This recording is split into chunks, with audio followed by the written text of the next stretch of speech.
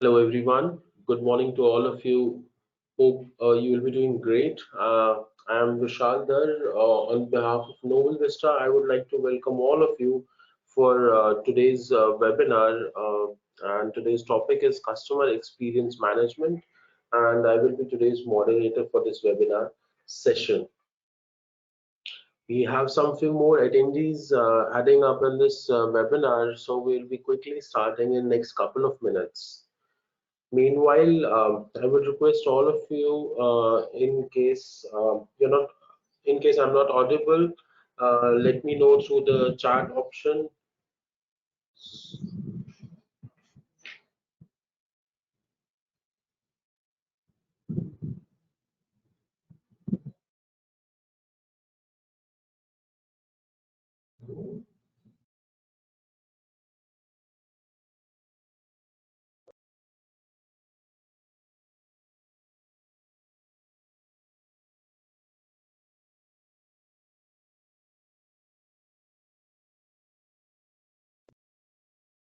I repeat, I hope I'm audible to each one of you. In case you are unable to hear me, uh, please use the chat option to inform us. Let me give you a quick brief about NovelVista.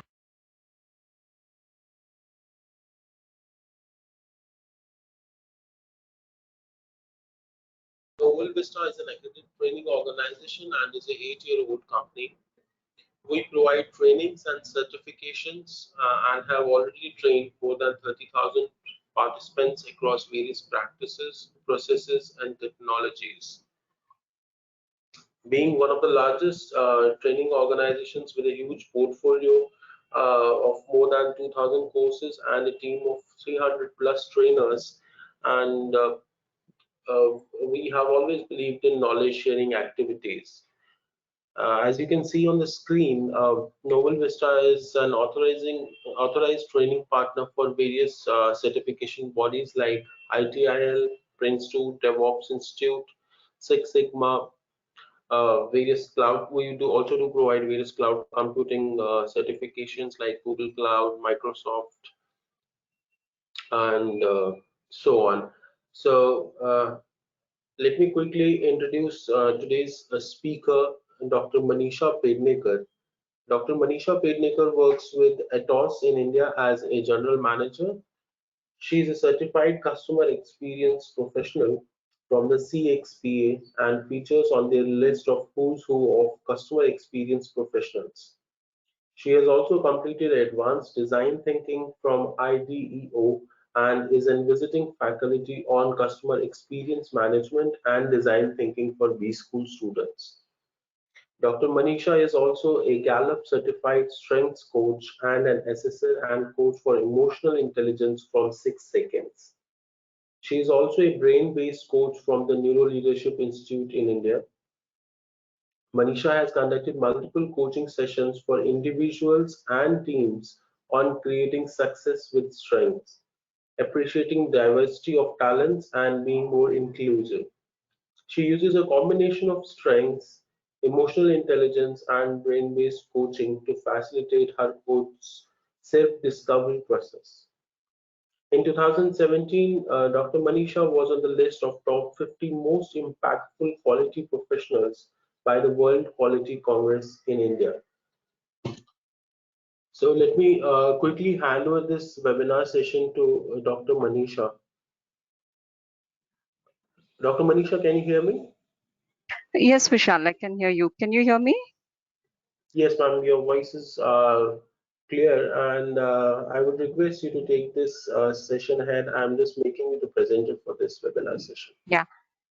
Okay.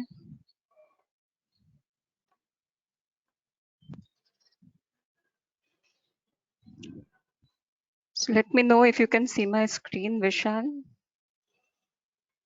Yes, Dr. Manisha, we can see your screen right now, and Yeah. yes, your voice is also clear. I would again request every one of you, if you can hear us clearly, please let us know. If there are any issues, so please use your chat option. You can start, ma'am. Thank you. Okay. Thank you. Hello and good morning, all. Thank you for dialing in on Monday morning. So customer experience is a topic on which we hear a lot nowadays.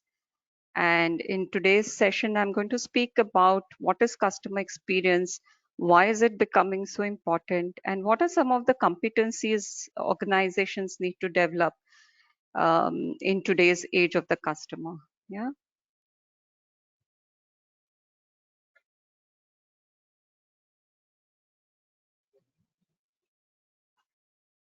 I'm having a challenge moving to the next. Oh, okay. Yeah. So Forrester says it's the age of the customer, and up to 1960s, it was the age of manufacturing. Yeah. So mass manufacturing made industrial powerhouses successful. Between 60s to 90s, we were in what is known as the age of distribution. So those who own distribution systems and the accompanying logistics, transportation, they own the market. Between 90s and 2010, we were in the age of information, which meant that those who controlled information flow dominated. And from 2010 onwards, Forrester says we are now in a very long range age of the customer, where customers demand a new level of obsession and engagement with them. Yeah. And there are three key reasons for this. One is commoditization. So competitive barriers of the past, like manufacturing strength, distribution power, information mastery. Most organizations across industries, they have made those necessary corporate investments, and it's been all commoditized. So now experience can only be the key differentiator. So example, Domino's distinguished itself by offering pizza in 30 minutes. Yeah. Secondly, traditional industry boundaries have started blurring, have started dissolving. Car manufacturers are competing with Zipcar, Zoomcar. The need to buy a car itself, with Ola, Uber, that itself is at stake. Newspapers are competing with Google News. So overall, traditional industry boundaries have started blurring. And most importantly, customers are becoming powerful, more powerful sometimes than the organizations that service them also. Social media, online reviews have put power in the hands of the customer. Before buying any goods, services, we generally look up the internet and see, what are the reviews, and only then we make our decisions. There is also this very famous case of United Airlines some years back. Just to give you a sense of challenges faced by B2C organizations in today's age. So there is this famous case study of United Airlines where Canadian singer Dave Carroll, who was traveling on the airline with his band of musicians, when he landed at the airport, he realized his guitar was broken. He tried to complain and get compensation, but he could not get the necessary attention, and he kept trying for the next 6 to 7 months, but to no avail. Yeah. So finally, he wrote a song. He was a songwriter, musician. So he wrote a song on his experience and uploaded that on YouTube. And within one day, there were 150,000 views. The video quickly went viral, and it was a publicity nightmare. Yeah. Share price of the airline over the next 4 weeks fell by 10%. Yeah. And it is said that even today, when you search on the net, it's one of the first things that comes up when you search for the airline. By now, more than 19 million people worldwide have viewed the video. And it's become a case on how one man's voice was larger than that of an entire corporation and entire organization. Yeah. Um, that's why everybody is talking of customer experience. Yeah. And that's where organizations are making the necessary investments to ensure that customer experience is something that's on top of everybody's mind. Yeah. So what is customer experience?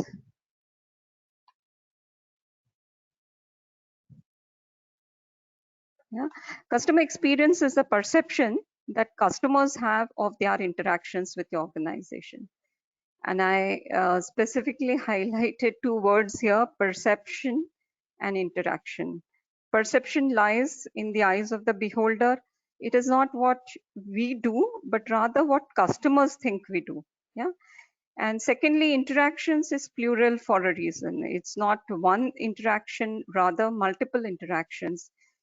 And customers' perception is dependent on three things: success, effort, and emotion. Whether customers were able to achieve what they set out to achieve. So did they feel I accomplished my goal? That feeling is something that is primary to customer experience.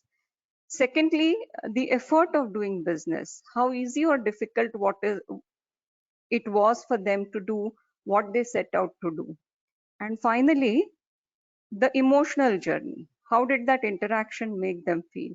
These three things make up for the customer experience. And the customer experience that they get is a result of the organization's culture, structure, operating policies, and processes. And when I teach this topic, I give my own example as a customer to communicate this definition.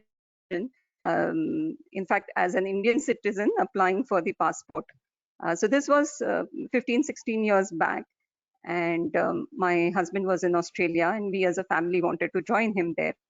He was there just for 3 months, and so me and my son had a passport, but my daughter, who was just, I think, 6 to 9 months at that time, we needed to get a passport made for her. And at that time, 15, 16 years back, there was only one passport office in Mumbai, which was in Worli. So if you wanted to get into the passport office at 9, when the doors opened, you had to stand in a queue at, go there at stand in a long queue at 7 in the morning, so that somehow you could make it in the initial lots that went into the passport office. So the doors would open at 9, and then you rush to the first floor where the passport office was, and there again you had to stand into 3 lines, before you could submit your passport. And so in my case, I went with the passport application, and after standing in the long queue, both outside the building for 2 hours and then inside on the first floor for nearly half an hour, when I came to the counter, they said some things were missing. So then I had to go back home once again and then go there, the second time. And then somehow I could manage to submit the passport. And after that also, whenever I call the passport office on that number that they had, there were, the only message I would get is that your passport is being processed. Yeah. And then finally, after they dispatched, I came to know from their recorded voice that it has been dispatched. Okay. So there were only two statuses.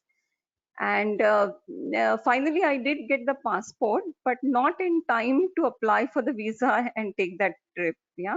So this was an experience which really failed on all counts. On the success, so while I got the passport perhaps in their SLA time, I did not get the passport in time to meet my objectives, which was to go on a family trip.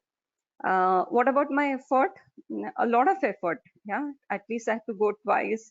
I had to ask multiple people on filling the application form. And what about my emotional journey? My emotional journey was also very difficult. Yeah, throughout the journey, I felt stressed. Yeah, and till the end, I was not sure whether I would get the passport in time. Yeah.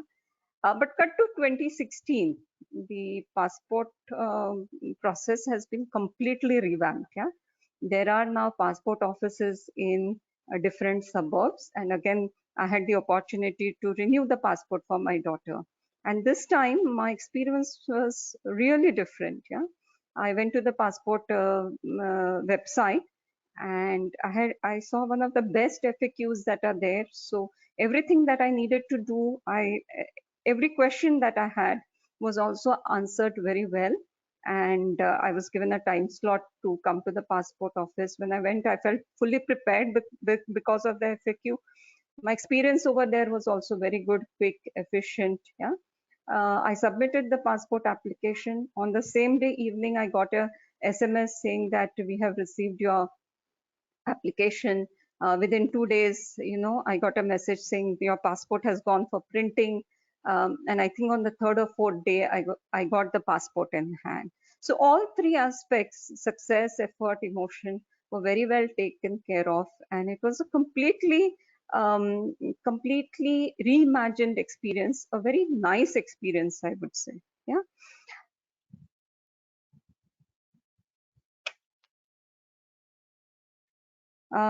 So while we talk a lot about customer experience, I thought I should also distinguish between customer experience and user experience. Customer experience is a concept much larger than user experience. So in case of banking, for example, my experience with the internet banking could be defined as user experience, and customer experience is my overall experience with the bank, which includes not only the internet banking, but also my experience with the relationship manager, my experience when I get into the bank, my experience with their call center. So nearly everything. Yeah. Um, I also wanted to bring out the difference between being product focused and customer focused. So this is a case of G Healthcare and their MRI scanner. Doug Dietz, who's an industrial designer at G Healthcare, had just finished designing a new technologically advanced MRI scanner, which was deployed at a children's hospital. And he had gone to visit the hospital and see how it worked. So if you have been under an MRI scanner, you'll understand how terrifying it is. You're alone in the room. You are asked not to move at all. Yeah, and the technician will tell you that if you move, then that scan can go wrong. So you have to be very still. And when you're undergoing the scan, also the machine makes a lot of frightening noises from time to time. Yeah, so it can be quite daunting for adults. So you can imagine what the children must be going through. When Doug was visiting one of those children's hospital where this new MRI scanner was installed, he saw a couple with their young daughter who was crying, and the parents were really at a loss on how they were going to get through this experience. Yeah, and that's when Doug realized that his technologically advanced MRI scanner was actually quite terrifying. Yeah, the family was really at a loss on how they're going to go through this entire process and how they're going to put their daughter through it. Yeah? Um, and sometime back, I heard a TED talk by Doug Dietz. And when he's explaining this whole thing, also, he was visibly moved.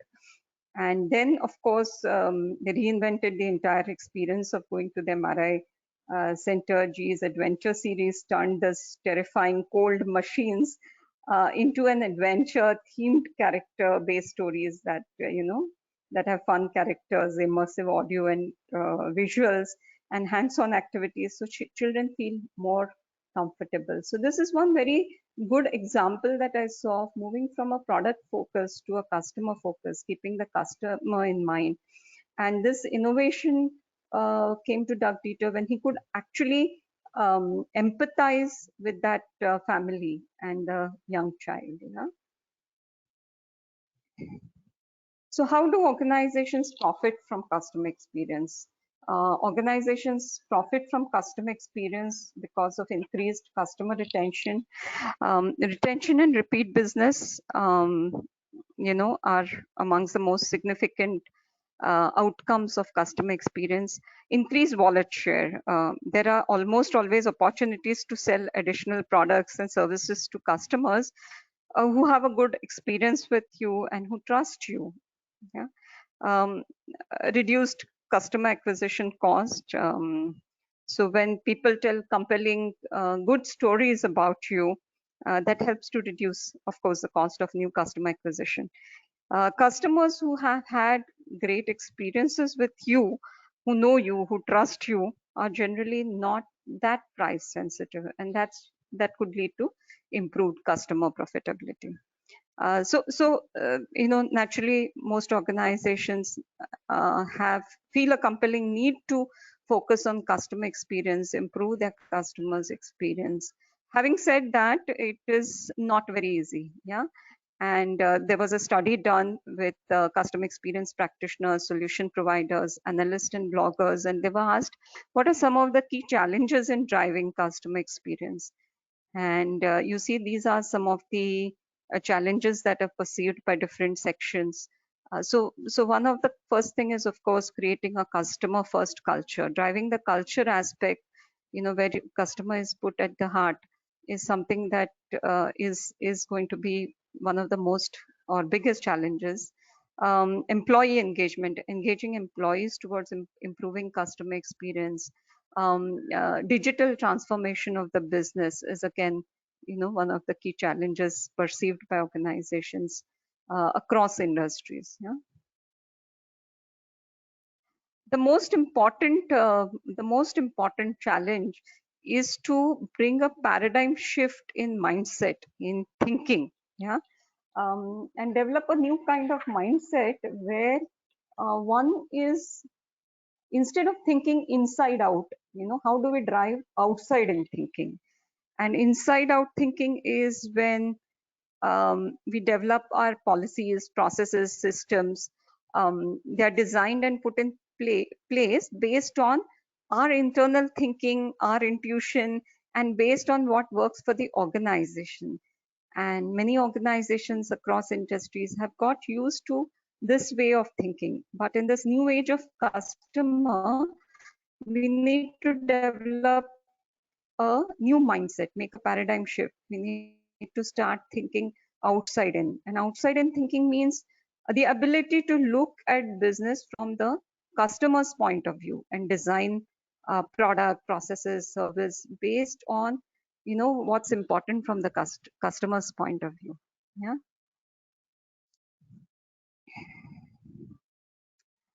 So great customer experiences don't really happen by accident. um, there are countless decisions that are taken at various levels, strategic, tactical, operational, and of course technology is a key enabler. Technology is being used to build customer experiences, make it easier for the customer. But beyond technology and digital experiences also, there is a lot um, that has to go in, and which is put by customer centric organizations. The CXPA identifies around 6 disciplines of or competencies that organizations need to have. And the first is starting with having a clear customer experience strategy or vision on how the customer experience is going to look like. Yeah. Then customer understanding, understanding the customer and making sure his voice is heard and understood within the organization. Building a customer centric culture, and like I showed you in the earlier slides, this is one of the hardest challenge for most organizations. Building a customer centric organization where customer is put at the heart of things. How do you measure customer experience? Establish an ROI for customer experience initiatives. Um, uh, Proactively designing and improving the customer's experience, keeping the 3 parameters that I talked of, in my starting slides: success, effort, and emotion. And finally, establishing a governance on customer experience matters, aligning the entire organization, driving accountability. Yeah.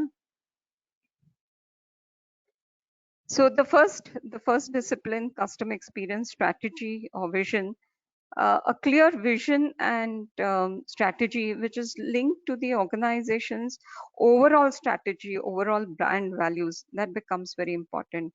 So let's take the case of, say, an IKEA, which is known for combining quality, design, value, also sustainability. Yeah, is something that they keep in mind.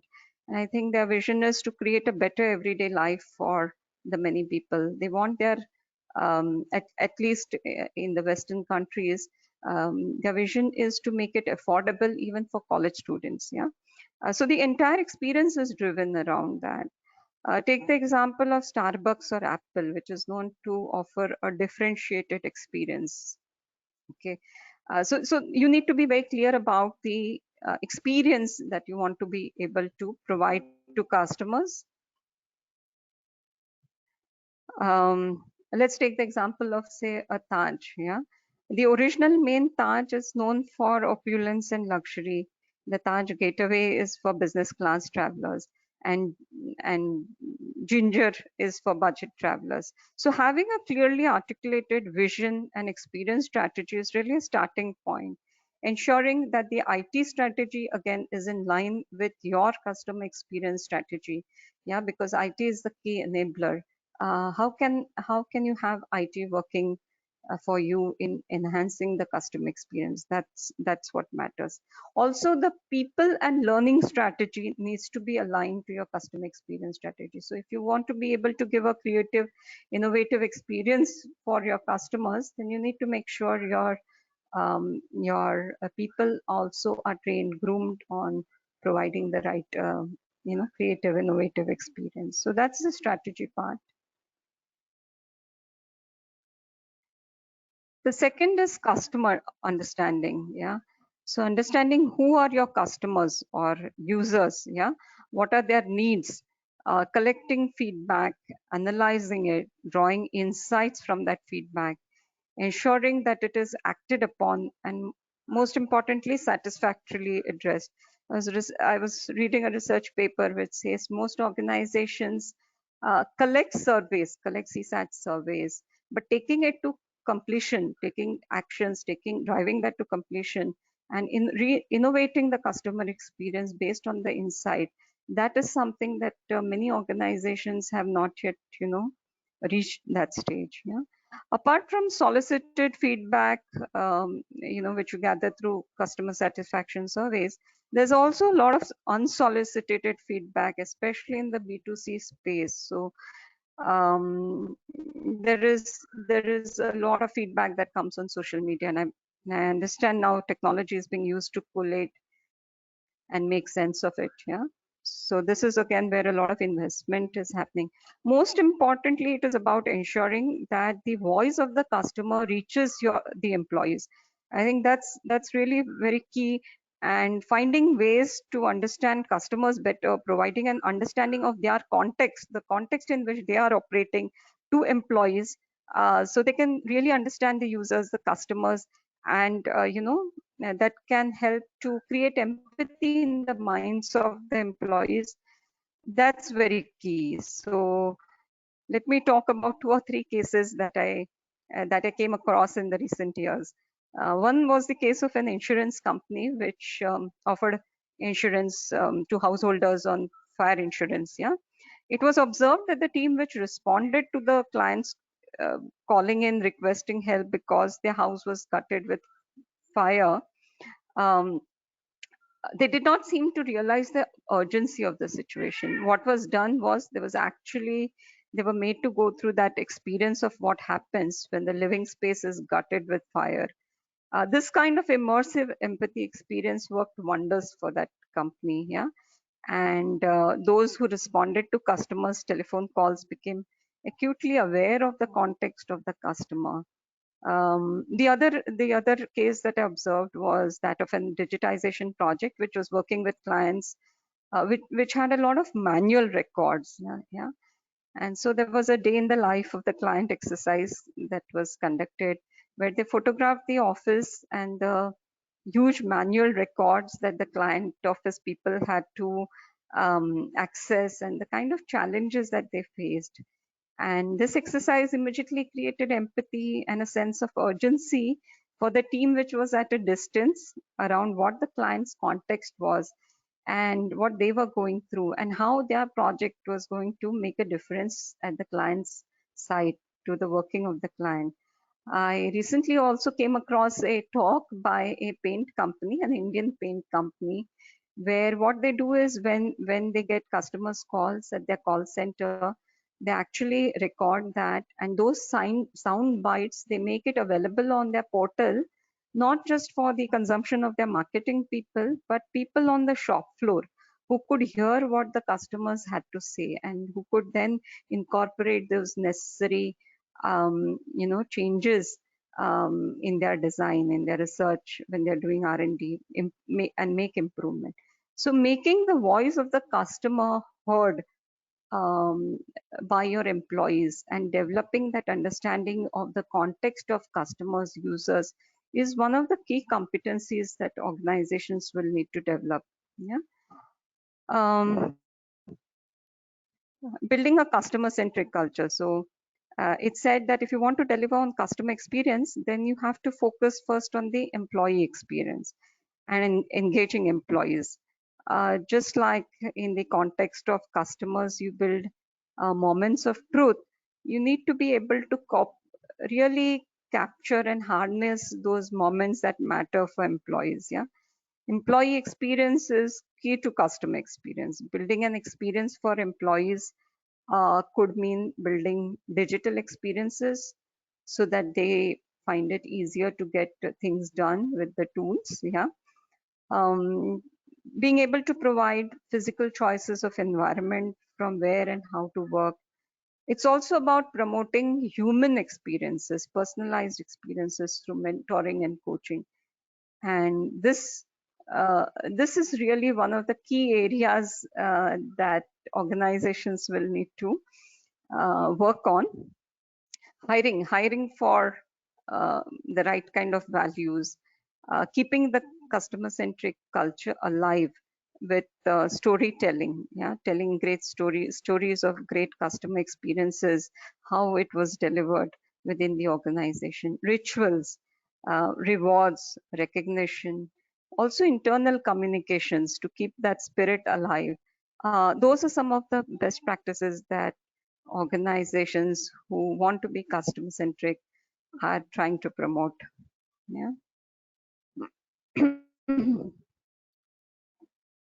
uh, One of the other key competencies is the ability to measure customer experience. Yeah, and the drivers of that experience, understanding the impact of that on customer metrics, and even maybe the financial aspects of customers, the revenue part. How do we do that? Making sure that there are standardized metrics across the organization, the ability to measure for touch points, certain touch points. Those are some of the things that organizations will need to put a lot of thought on and develop those measurement systems so that they can get an insight, um, into the customers' journeys.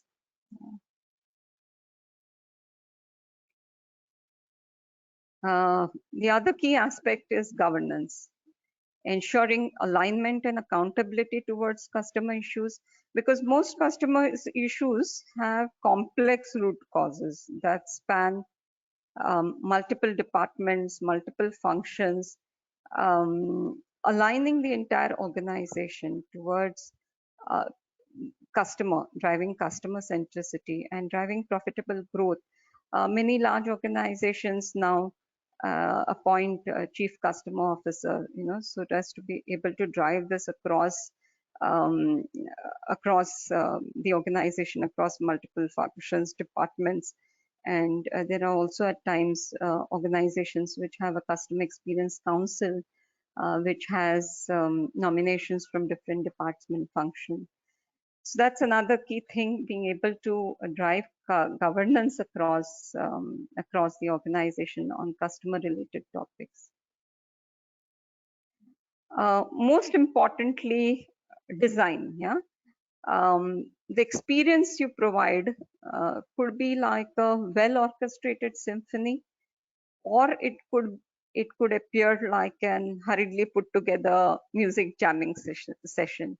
And what will distinguish between the two is proactively designing customer experiences. And I think this is really one of the most important disciplines, and the way to operationalize customer experience at the grassroots level. Yeah.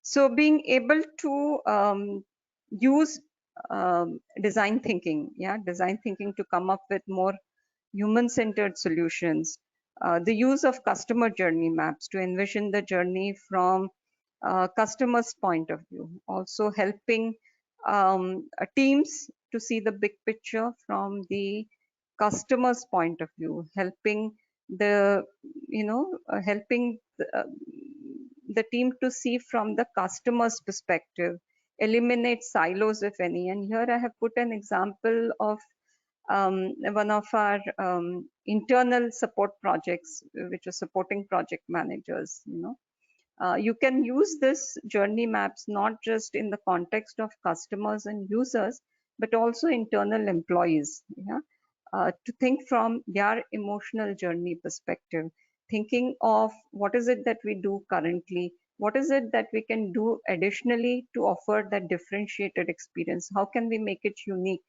how can we make it easy for the customer, employee, user. um, that's where customer journey maps are very useful.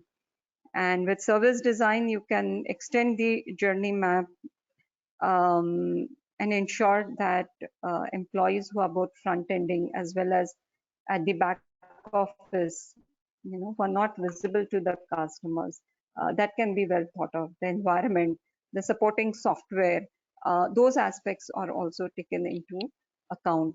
Um, so that's where service design blueprints are very useful.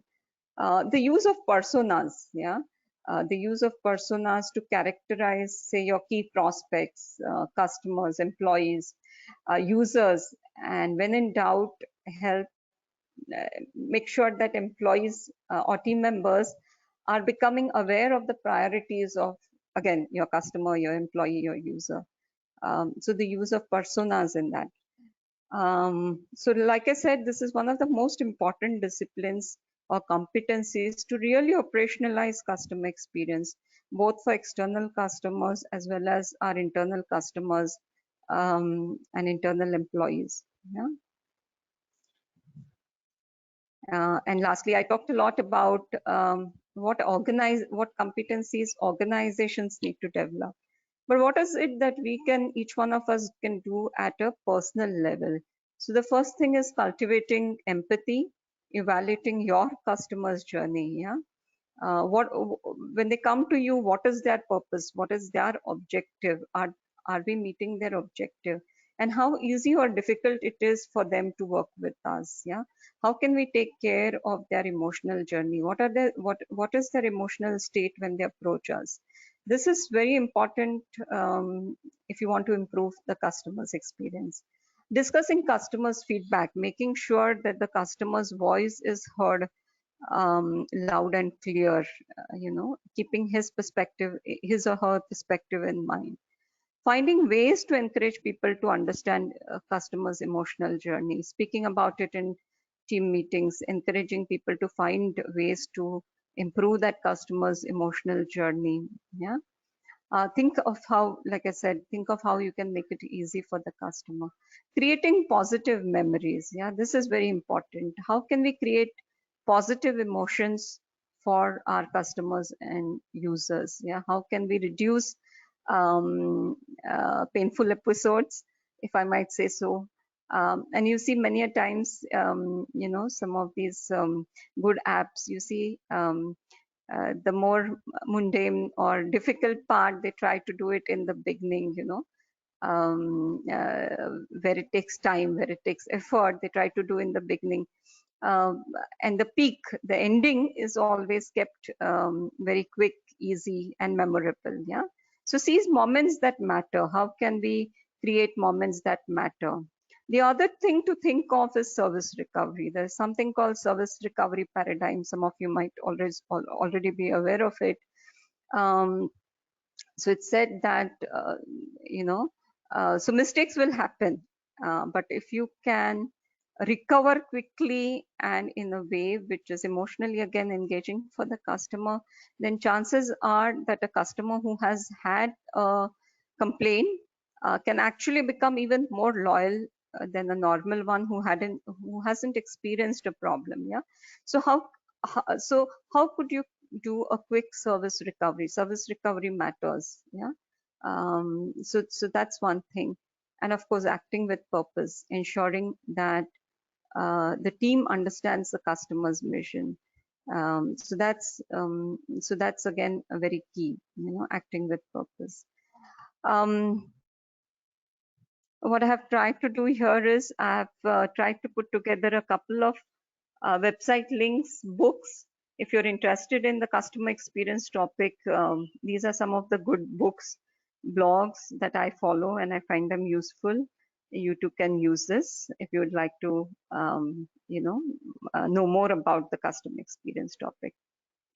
So that's it from my side.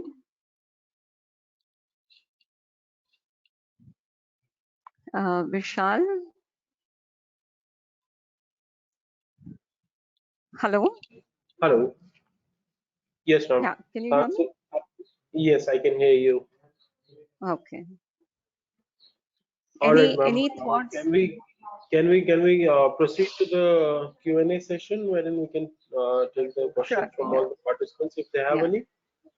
Yeah. Yeah. Sure. All right. I would Yeah. Any request all of thoughts? Any you, questions? Yeah.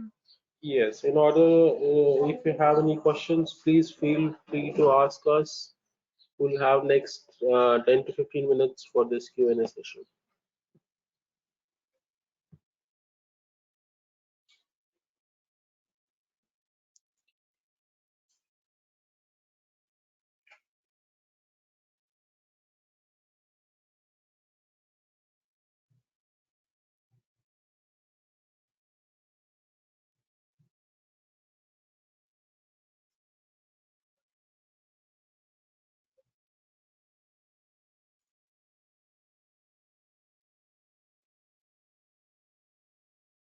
Okay, we have questions coming up. Do you want me to read the questions, Dr. Manisha? How do I see the questions? I got to. All right, let me read it for you. We have a question from Satyajit. He's asking us how we reduce the customer service gap. Yeah. So if I can understand the question a little better, can we have Satyajit on the?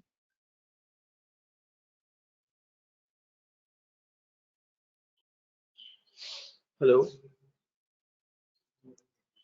Yeah. So okay. So maybe if I can try and understand his question. So there is always a perception. There are times when there is a gap between customer's experience and what we think we are offering to him, and that's where surveys, the voice of the customer. I talked of customer understanding. That becomes very important. Yeah, the voice of the customer, even ethnographic research. Yeah, nowadays that's something that becomes very important. Watching the customer in his context. I talked about a day in the life of the customer, understanding the customer, because many a times customers are not able to tell what their needs and requirements are. So the ability to go beyond surveys, the ability to really understand the context, and that's where I think even design thinking starts mattering a lot. um, Understanding the customer better, having a immersive experience where you can understand his context, you can put yourself in his shoes. Those are some of the things that start mattering. Yeah, and that's how you improve the customer's experience. That's how you reduce the gap between what customers perception is and what you offer. Yeah. Okay. Uh, there are a couple of questions which is similar, and participants have asked us about elaborating on the application of design thinking. Uh-huh. Yeah. Yeah. Let me go back to that slide. Yeah. So, so design thinking is really a methodology or an approach which provides a very structured framework on how you can understand your customer, your employee, your user. Put the It's like they say, it's a human centered approach. Yeah, it's you start by first empathizing with your customer, your user, your employee, really understand what is the drivers of their behaviors. And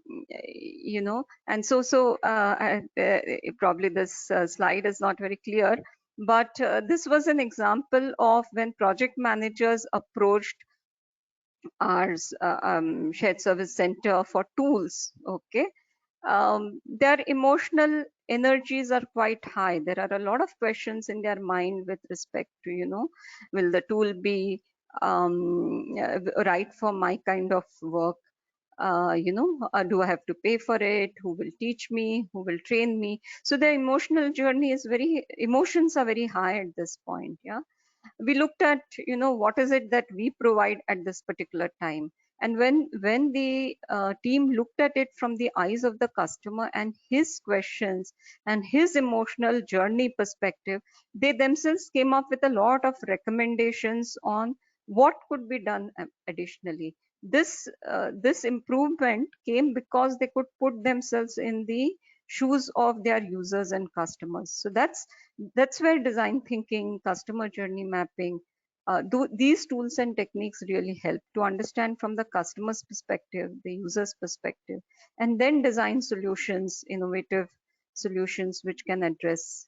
And that's where I said, design thinking, journey mapping, the use of personas becomes very important, where you can proactively design experiences rather than just letting customers or users see what you offer. Yeah, here also, when they saw the page which offered all these tools, the home page where the a project manager would come to, when they saw it from the eyes of their users and customers, they could discover so many things which, could be improved. So for example, if some simple things like acronyms, yeah, sometimes we use acronyms but it means nothing to our users. So identifying those kind of opportunities happens very easily if you can use journey maps, if you can, talk to your users, you can co-create experiences with them.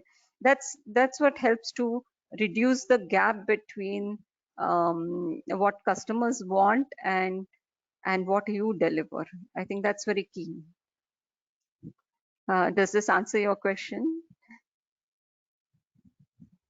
I hope it does, Dr. Manisha. Thanks a Yeah. lot. Let's take the next one. It is from Gaurav Singhal. He's asking us, how can we make our customer experience better, especially in case when we work in an offshore model, that is working remotely Yeah. and handling customers from different culture and countries. Yeah. Again, the example that I had taken some time back about a day in the life of the customer. One needs to make a special effort in such cases when you work in virtual teams across different countries. A special effort has to be made, and I think I talked about the example of a day in the life of the customer, yeah, where the project was working with a customer which who had a lot of manual records, yeah, and this team was tasked with digitizing those records. And a day in the life of the customer with that exercise, actually when they photograph, to communicate how huge the records were and how difficult it was for customers to work with those manual records. And that exercise was shared with the teams which don't have that visibility, which are spread across. So yes, a lot of special efforts will have to be made for offshore teams or teams at a distance to understand the customer's context, yeah, and to understand what is it that they are trying to achieve. You actually got the point. This is exactly why we need to put special effort on hearing the voice of the customer, their context, their environment, what's important to them, and so making sure that the teams understand that. Yeah.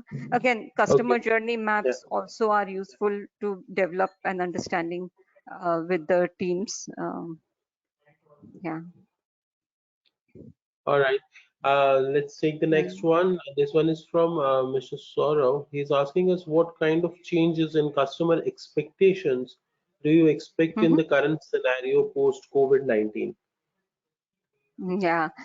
So of course, digital experiences will be key, and digital experiences will be used in a big way. Um, but I also think, and this is across industries, the ability to for large organizations to act small for their customers, yeah, to act more human, more personalized. I think that's also going to matter a lot, especially in this in the current situation. And the focus on customer experience definitely is something that will have to be driven in all industries because of the way things will move in coming days. So customer experience in my mind will definitely be one of the topics of focus. Digital experiences, we will need to work on building good digital experiences, and the ability for large organizations to act small, provide personalized, individualized solutions in many industries for customers. I would say that's where it will have to go. Yeah. Okay. Uh, we have another question coming up from Ridayan Chatterjee. He is asking, you Yeah. touched upon the design thinking approach. What do you Yeah. think are the biggest hindrances to this approach, and when should we not use this? Mm. What are the biggest hindrances? Yeah. Yes. And So when should we not yeah. use this? Yeah. So I have found design thinking very useful in a lot of ways. Yeah. And it helps people to be creative, innovative, think differently. Yeah. There will be times when the solution that you come up with may be desirable from the customer's point of view, may be technically also possible, but may not be financially feasible. So the ability to find low cost solutions at such times becomes very important. I wouldn't say that, there are times when it cannot be used, but I would say maybe you need to go through multiple iterations to find low cost solutions at times. Yeah. If you see what I mean. Yeah, so I personally think design thinking tools and techniques are very, very useful, and one must actively try and innovate and reimagine customers' experiences with that, and do it along with your customers. Do it along with your customers. Make them a part of those workshops and journey mapping, um, because the ideas that will come up in that scenario uh, definitely will be way better because it meets the customer's needs. I would say do it with a customer rather than doing it in isolation. Okay. So we have a lot of questions coming up, and with the time constraint, let's take last couple of questions and then wrap up this session. So this next question is from Chetan. He's asking us, he's working in automotive sector, and how can Hmm. he improve customer experience in case of manufacturing industries to support OEMs? Hmm. Hmm. And okay, so this is a little specific, but I would say that these some of these tools and techniques, yeah, like voice of customer, design thinking, journey maps, they are universal. Yeah, these are some of the tools, techniques that are absolutely universal, uh, mm, uh, and can be used in the context of customers, users, employees, your vendors also. Yeah, so don't hesitate to use some of these tools and techniques like design thinking, customer journey mapping, the use of personas.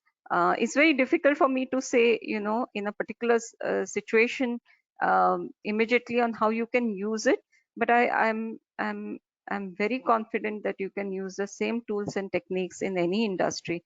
In fact, these competencies are also something which is universal and across industries. It's a matter of being able to adjust to the context of your industry. Yeah, and I'd be glad if any of you want to find more information on some of these tools and techniques. I'd be glad to support or give you more references which you can then research on.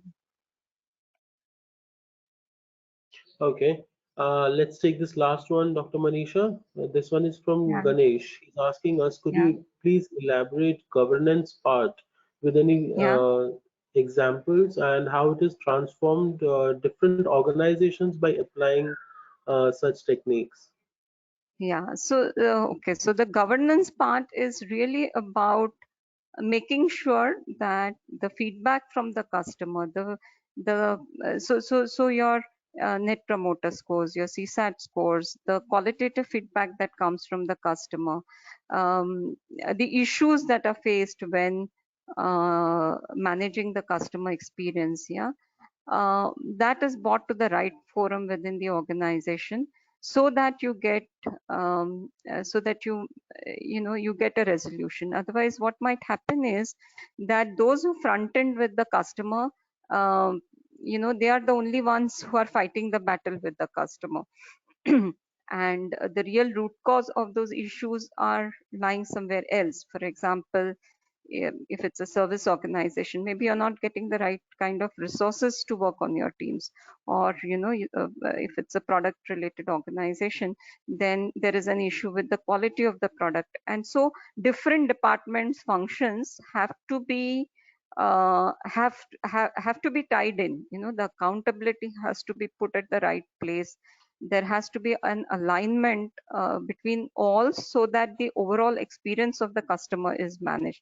And that's when what I meant by governance. Like I said, many a times, you know, there is a person nowadays appointed, especially in large organizations, as part of the as part of the senior leadership team, who can drive this. Yeah. And that, in many large organizations now, there is a chief customer officer, uh, who then kind of, you know, looks at it and drives that alignment and accountability across the organization. That's what I meant as part of governance alignment, driving the change to becoming a more customer centric organization across um, different units and functions, you know, and making sure the customer, we don't lose focus on the customer. Okay, thanks a lot, Yeah. Dr. Manisha. I would like to thank Yeah. you for this amazing session. It was really insightful, and with the real life examples which you gave, I believe all the participants will have gained more knowledge from this session. So we'll be wrapping up the Q&A session here. We have a lot of questions coming up. Maybe we can revert to them later through Yeah, emails. Yeah. sure. So, Yeah, I'd be for happy to report on that. Yeah. sure, ma'am. Thanks a lot. For all the Yeah. participants, I would like to inform you about these webinar sessions, which I told initially that these are the knowledge sharing activities from NovelVista, and we keep on doing this on a recurring basis. You can see we have the webinars coming up for the next couple of weeks, and you can simply send us a hi message on the mentioned number on the WhatsApp, and we'll get you registered for this. And you can also get some notifications on other knowledge sharing activities as well. Lastly, I would like to thank all of you for joining this webinar, and we'll look forward to connect with you in near future. Uh, Thank you, Dr. Manisha. Thank Thanks you for your all. Thank you for joining in. Thank you, Vishal. thanks a lot. Stay safe, Thank stay you. at home, and get upskilled. Thanks a Yeah. lot. Thank you. Bye. Bye.